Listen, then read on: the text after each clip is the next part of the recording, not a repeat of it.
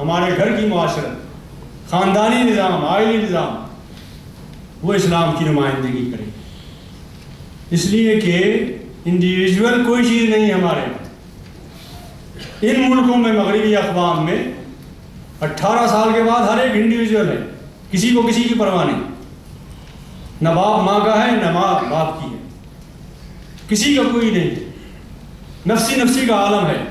آج murder day تھا نا ان کا، سال بھر میں ایک دن یاد کر لیتے ماں کو۔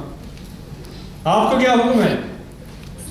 آپ کو حکم یہ ہے کہ اس کی قدموں میں جنت ہے، شب و روز اس کی خدمت کرتے رہیے۔ یہ دین جو اللہ تعالیٰ نے آپ کو دیا ہے، اس دین کے نتیجے میں گھریلو نظام کو بہتر سے بہتر بنانے کی کوشش کیجیے۔ ہماری بنیاد وہی ہے، گھریلو نظام، خاندانی نظام، شوہر اور بیوی کے تعلقات اگر خوشگوار ہوں اور بہترین خوشگوار ازدواجی زندگی ہو، بہترین خاندان ہو، تو اس سے جو بچے ابھریں گے، اس سے جو نسل پیدا ہوگی، نسل چلے گی، وہ اسلام کی علم بردار اور اسلام کی نمائندہ ہوگی انشاءاللہ۔ لیکن اگر آپ کا خاندانی نظام بگڑ گیا ہے، ان مغربی اقوام کی سب سے بڑی خرابی یہ ہے کہ ان کے خاندان کا شیرازہ بکھر چکا ہے، ان کے خاندان کا نظام تباہ ہو چکا ہے۔ یہ شادی کے بغیر برسوں ساتھ رہتے ہیں، اور شادی کے بغیر 10-10 سال 20-20 سال ساتھ رہتے ہیں، 20 سال کے بعد طے کرتے ہیں کہ چلو شادی کر لیں۔ اب سال بھر، 1.5 سال 6 مہینے گزرتے ہیں، کہتے ہیں کہ یہ تجربہ اچھا نہیں رہا، اس سے پہلے یہ اچھے تھے، وہ شادی ختم ہو جاتی ہے۔ ہر تیسرا نکاح یا ہر دوسرا نکاح طلاق پر ختم ہو رہا، طلاق کی شرح بڑھ گئی، بہت بڑھ گئی۔ ہم ان ملکوں میں آئے تھے، ہونا یہ چاہیے تھا کہ ہم خاندانی نظام کا ایسی تصویر پیش کرتے کہ یہ لوگ دیکھتے اور سوال کرتے ہم سے کہ اتنا بہترین خاندانی نظام، ایسے خوشگوار ازدواجی تعلقات، ایسا خوشگوار گھرانہ، یہ کس بنیاد پر آپ لوگوں نے تعمیر کیا؟ اور ہم جواب دیتے کہ یہ اسلام کی برکتیں ہیں، یہ محمد صلی اللہ علیہ وسلم کی برکتیں ہیں، ان کی سنت کی برکتیں ہیں، ان کی تعلیمات کی برکتیں ہیں۔ یہ جواب دینے کے لائق نہیں ہیں۔ میں آپ سے کہنا چاہتا ہوں، انفرادی طور پر وہ کام کریں اور خاندانی نظام کو بہتر سے بہتر بنائیں کہ آپ کے خاندانی نظام سے یہ متاثر ہو۔ خاندانی نظام کے لیے اللہ کے رسول محمد صلی اللہ علیہ وسلم نے فرمایا، اے لوگوں، تمہارے مردوں میں سب سے بہتر مرد وہ نہیں ہے جو 5 وقت کی نماز پڑھتا ہو، تمہارے مردوں میں سب سے بہتر مرد وہ نہیں ہے جو تہجد پڑھتا ہو، خیرکم خیرکم لأہلہ، تمہارے مردوں میں سب سے بہتر مرد وہ ہے جو اپنے بیوی و بچوں کے لیے سب سے اچھا۔ اور اس کے بعد فرمایا وانا خیرکم لأہلی، اور میں تم تمام مردوں میں اپنے گھر والوں کے لیے سب سے اچھا ہوں، مجھے نمونہ بنا۔ آئیے طے کریں کہ انشاءاللہ محمد صلی اللہ علیہ وسلم کی ازدواجی زندگی کو اپنے لیے نمونہ بنائیں اور ازدواجی زندگی کو خوشگوار بنانے کی کوشش کریں گے۔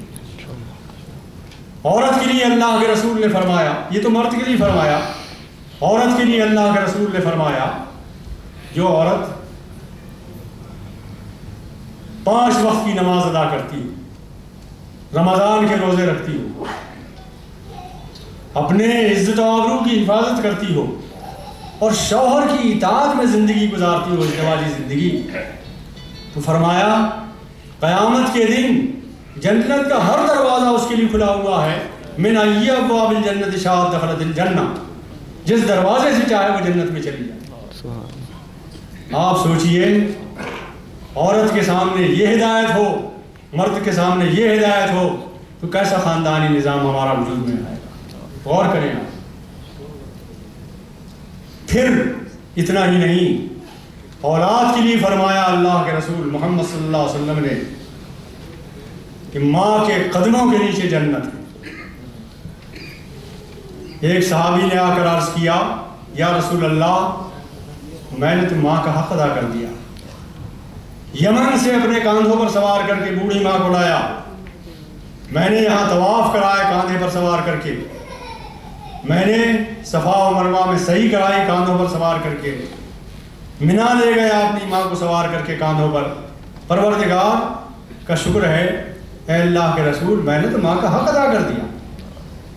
اللہ کے رسول نے فرمایا بندے تم کہتے ہو کہ میں نے ماں کا حق ادا کر دیا ہے، تمہیں جنم دیتے وقت زہ کی تکلیف میں، درد زہ کی تکلیف میں جو اس نے ایک کی تھی، یہ تو اس کا بدلہ بھی نہیں۔ جس حضور کی سیرت تعلیمات یہ ہوں، اس حضور کی تعلیمات پر اگر ہمارا معاشرہ بنے تو سوچئے کیا کیفیت ہوگی، وہ کیسے گھر ہوں گے، کیا رونق ہوگی اس گھر میں، کیا کیفیت ہوگی ان گھروں کی۔ پھر ہدایت دی کہ اگر بوڑھے ماں باپ ہو جائیں، گھر میں ماں باپ دونوں بوڑھے ہو جائیں، وَاخْفِضْ لَهُمَا جَنَاحَ الذُّلِّ مِنَ الرَّحْمَةِ،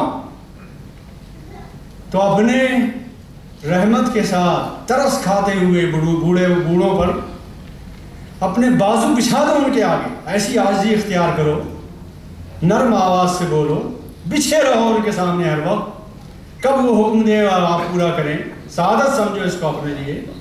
اور اتنا ہی نہیں، تم حق ادا نہیں کر سکتے، اللہ تعالیٰ سے بھی دعا کرو کہ پروردگار میں جب پیدا ہوا تھا تو بالکل بے بس تھا، بے کس تھا، ہل نہیں سکتا تھا، کچھ مانگ نہیں سکتا تھا، اے پروردگار میرے ماں باپ نے مجھ پر بہت رحم کیا ہے، اے پروردگار آج یہ بے کسی کے عالم میں ہے، بڑھاپے میں ہے، تو بھی ان پر ایسے ہی رحم فرما۔ وَقُلْ رَبِّ ارْحَمْهُمَا كَمَا رَبَّيَانِي صَغِيرًا، اور جس طرح بچپن میں انہوں نے مجھ پر ترس کھایا تھا، پروردگار اس بڑھاپے میں تو ان پر ترس کھا۔ یہ دعا بھی کریں۔ آپ غور کریں کہ اس ملک میں اگر ایسا گھرانہ ہم پیش کریں تو اس کے اثرات کیا ہوں گے۔ پھر اور آگے بڑھیے، ہمارا معاشرہ اسلامی معاشرہ ہو، رذائل اخلاق سے پاک ہو، غیبت نہ ہو، حسد نہ ہو، بغض نہ ہو، جلن نہ ہو، ایک دوسرے کے خلاف سازشیں نہ ہوں، ایک دوسرے کی ہمدردی ہو، محبت ہو، قوت ہو، بھائی چارہ ہو، تو آپ سوچئے کہ وہ معاشرہ کیسا پر رونق ہوگا، کسی برکتیں اس پر نازل ہوں گی۔ یہ ملک تو اور یہ مغرب تو برکت کے لفظ سے ہی نہ آشنا ہے، یہاں برکت ہی نہیں ہے، برکت کے لفظ کو نہیں جانتے یہ لوگ۔ یہ تصورات آپ لائے ہیں، یہ قدریں آپ لائے ہیں اپنے ملکوں سے، اسلام نے دی ہیں آپ کو یہ قدریں، آشنا کرائیے ان سے، ان کی باتیں نہ سیکھیے بلکہ اپنی قدریں ان میں متعارف کرانے کی کوشش کیجیے۔ آپ کو اللہ نے اپنا تعارف کرایا ہے، یاد ہے نا، اپنا تعارف اللہ نے کرایا ہے آپ کو قرآن میں، ان کو متعارف کرائیے اللہ سے۔ جانتے ہیں آپ اللہ کا تعارف کیا ہے؟ سوچئے، غور کیجئے، قرآن کی آیتیں پڑھیے، قل هو اللہ احد پڑھیے، اللہ لا الہ الا هو الحی القیوم پڑھیے، سورہ طٰہٰ کی آیتیں پڑھیے، قل اننی اللہ لا الہ الا انا فاعبدنی، یہ آیتیں پڑھیے، بچوں کو پڑھائیے اور اللہ کا تعارف اس ملک کو کرائیے۔ اللہ وہ ہے جس کے زمین و آسمان میں کوئی کھوٹ نہیں ہے، کوئی کمی نہیں ہے، کوئی نقص نہیں۔ ما تری فی خلق الرحمن من تفاوت فارجع البصر هل تری من فطور، کیا دیکھتے ہیں کائنات میں کوئی کمی؟ جس اللہ نے پیدا کیا۔ اس اللہ کا حال یہ ہے کہ یہ اپنا تعارف کراتے ہوئے کہتا ہے کہ قرآن پڑھنے والوں، تمہاری ماں کے رحم میں صرف میں ہی ہوں جو تمہاری تصویر کشی کرتا ہوں۔ هو الذی یصورکم فی الارحام کیف یشاء، جیسا میں چاہتا ہوں۔ یخلقکم فی بطون امہاتکم، تمہاری ماں کے پیٹ میں تمہاری تخلیق کرتا ہوں میں۔ یخلقکم فی بطون امہاتکم خلقا من بعد خلق، ایک دور کے بعد دوسرا دور آتا ہے، فی ظلمات ثلاث، 3 پردوں کے درمیان تمہاری تخلیق کرتا ہوں میں۔ رحم کا پردہ، پیٹ کا پردہ، رحم کا پردہ، جھلی کا پردہ، 3 ظلمات کے اندر، 3 تاریکیوں کے اندر تمہاری تخلیق کرتا ہوں۔ اور قسم ہے خدا کی اس تخلیق میں اللہ کے سوا کسی کا کوئی دخل نہیں۔ حد یہ ہے کہ جس ماں کے پیٹ میں بچہ تخلیق پاتا ہے اس ماں کے ارادے کو بھی کوئی دخل نہیں۔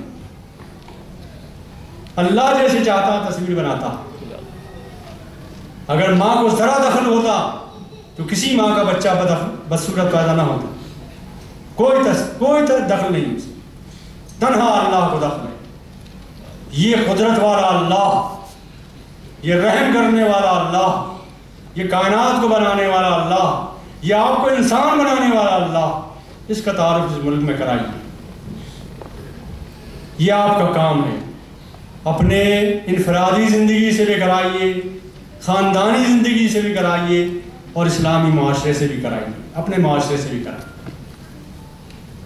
سید قطب شہید رحمۃ اللہ علیہ ابھی حال میں تھوڑے عرصے پہلے ان کا انتقال ہوا ہے۔ فی ظلال القرآن ان کی تفسیر ہے، کئی جلدوں میں ہے، بہت مارک الطلارہ تفسیر ہے، اور انہوں نے اسلام کے موضوع پر بہت کتابیں لکھی۔ میں ان کا دل دادا ہوں، میں نے ان کی کتابیں پڑھی ہیں۔ ایک جگہ وہ لکھتے ہیں کہ جامعہ ازہر سے اسلام کی تبلیغ کے لیے نکلنے والے ہزاروں وفود اور جامعہ ازہر سے ہزاروں شائع ہونے والی کتابیں اور جامعہ ازہر سے نکلنے والے لیکچراروں کی ہزاروں لیکچر اور ہزاروں تقریریں، ہزاروں تحریریں برابر نہیں ہو سکتی اس چھوٹے سے اسلامی معاشرے کے، جس معاشرے کو لوگ آنکھوں سے دیکھیں اور اس میں اسلامی اقدار ہوں، اسلامی احکام ہوں، اسلامی کا احکام کی جلوہ فرمائی ہو، اسلامی تعلیم کے جلوہ فرمائی ہو۔ یقیناً اس ملک میں اگر آپ نے ایسا اسلامی معاشرہ قائم کیا اور اللہ نے آپ کو توفیق دی تو انشاءاللہ تعالی اس ملک کا نقشہ بدل سکتے ہیں۔ اور نقشہ بدلنے ہی کے لیے آپ کو بھیجا ہے اللہ تعالیٰ نے، منصوبہ اللہ کا رنگ بھرنا ہے صرف آپ کو، اور اگر آپ نے کوتاہی کی اور رنگ نہ بھرا تو یہ یاد رکھیے مہلتیں ختم ہو سکتی ہیں۔ یہ جو اللہ نے مہلتیں دے رکھی ہیں، آرام و آسائش دے رکھی ہے، عیش و عشرت کے سامان دے رکھے ہیں، اللہ چھین بھی سکتا ہے، سب کچھ اس کے قبضے میں۔ آئیے یہ طے کریں کہ انشاءاللہ جب تک زندہ رہیں گے، اسلام پر قائم رہیں گے، اور اپنے انفرادی زندگی کو، اپنی عائلی زندگی کو، اپنی اجتماعی زندگی کو اس کام میں لگائیں۔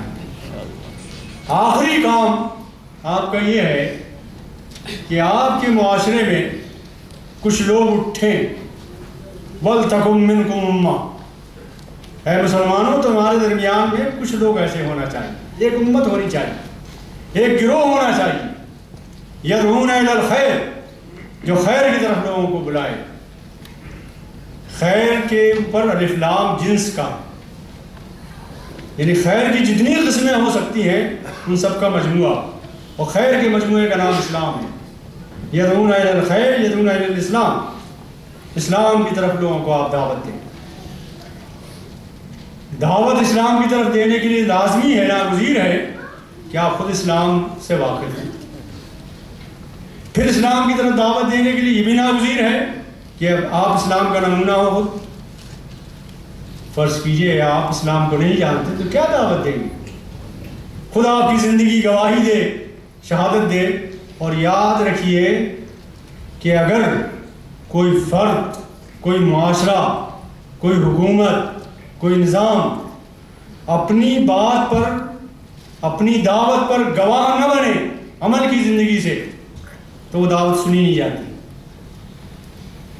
دعوت وہی سنی جاتی ہے صحابہ کرام، ایک ایک صحابی اور مل کر صحابی تمام کے تمام اپنے دین کے حق ہونے پر شہادت تھے، گواہی تھی۔ ان کو دیکھ کر لوگ سمجھتے تھے کہ یہ حق ہے، ان کو دیکھ کر اسلام سمجھ میں آتا تھا۔